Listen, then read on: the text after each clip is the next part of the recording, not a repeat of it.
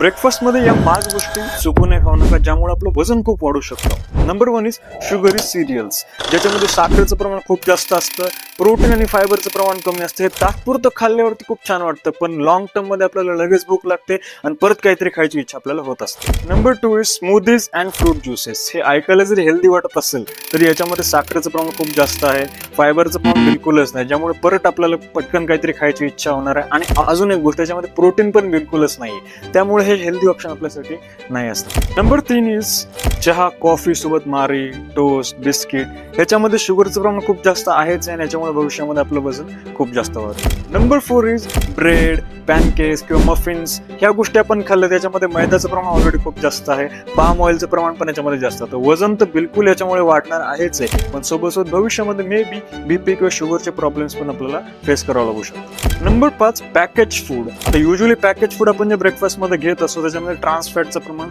खूप जास्त असतं आणि फायबरचं प्रमाण आणि प्रोटीनचं प्रमाण खूप कमी असतं, ज्यामुळे आपल्या शरीरामध्ये काही ना काहीतरी प्रॉब्लेमच क्रिएट होणार आहे. सो ब्रेकफास्ट मध्ये कधी पण आपण हेल्दी ब्रेकफास्ट आपल्याला घ्यायचं असेल तर ऑलवेज आपण प्रोटीन रिच ब्रेकफास्ट घेणे आपल्या शरीरासाठी खूप चांगला असतं. मग हा व्हिडिओ अशा व्यक्तीसोबत शेअर करा जो ह्या अशा गोष्टी कोण दिवसाची सुरुवात करत असतो.